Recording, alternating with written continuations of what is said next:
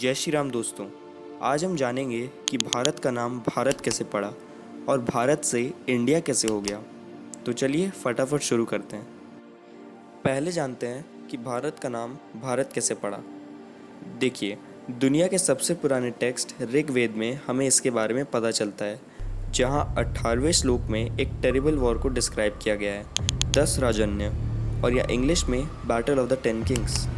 ये युद्ध लड़ा गया था 10 बहुत ही पावरफुल ट्राइब्स के बीच, जो किंग सुदास को हराना चाहते थे।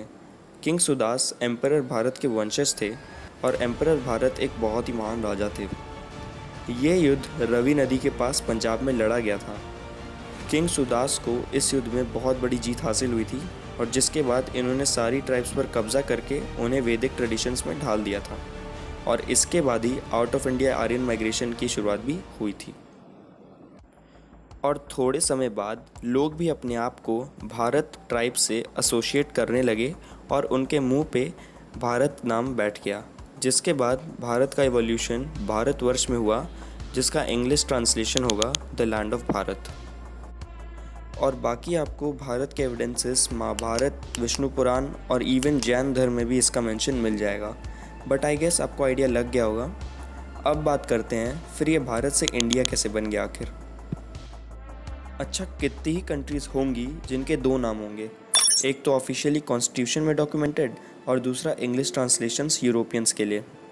इंग्लिश स्पीकिंग और बाकी यूरोपियंस को यूजुअली ईस्टर्न नेम्स प्रोनाउंस करने में मुश्किल होती थी और अभी भी होती है, तो इसलिए उन्होंने अपनी कन्वीनियंस के हिसाब से नेम्स चेंज कर दिए थे और हमने भी उन्हें ब्लाइंडली एक्सेप्ट कर लिया।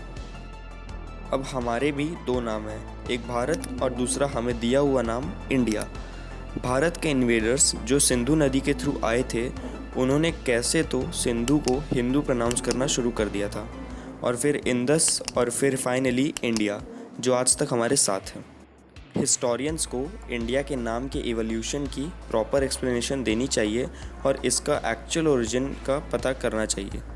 मुझे तो किसी भी वेद, पुराण, महाभारत, रामायण, इवन गीता, किसी में भी इंडिया इस वर्ड का एक्सप्लेनेशन नहीं मिला। हमारे स्क्रिप्चर्स कहते हैं जम्बू द्वीपे भारतवर्षे, जिसका अर्थ है अनादिकाल से भारत प्रचलन में रहा है और इसे कोई डिनाई भी नहीं कर सकता। बट स्टिल हमारे कॉन्स्टिट्यूशन में इंडिया इंक्लूडेड है, जो हमें हमारे प्रिय इन्वेडर्स ने दिया है और लिबरली इसका यूज़ अलाउड है। हम जब अपनी रीजनल लैंग्वेजेस में बात करते हैं तब हम प्राउडली भारत या भारत माता का इस्तेमाल करते हैं, बट जब इंग्लिश में अपनी कंट्री को एड्रेस करते हैं तब इंडिया कहते हैं, जैसे कि ये कोई संस्कृत टू इंग्लिश ट्रांसलेशन हो।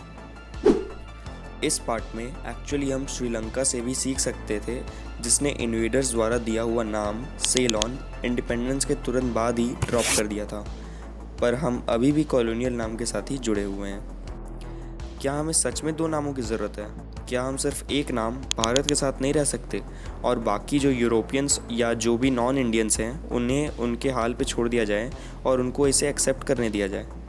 मुझे पता नहीं मैं कितना सही हूँ, बट कुछ राइटर्स कहते हैं कि इंडिपेंडेंस के बाद गांधी जी इंडियन नेशनल कांग्रेस का नाम बदलना चाहते थे, बट तब के लीडर्स ने पॉलिटिकल एजेंडा के वजह से गांधी जी की एक लौती अच्छी एडवाइस भी नहीं मानी, जिसके बाद एक और फैक्शन इमर्ज हुआ जनता पार्टी के नाम से, जो बाद में भारतीय जनता पार्टी बनी। और एक्चुअली अगर हम ऑफिशियली भारत का नाम चेंज कर देते हैं तो मे बी इससे बीजेपी को फ़ायदा हो, बट डेफिनेटली ये डिबेट का इशू तो होना ही चाहिए। और दोस्तों, और ऐसी वीडियोस के लिए प्लीज़ चैनल को सपोर्ट करें सब्सक्राइब करके। Thanks for watching.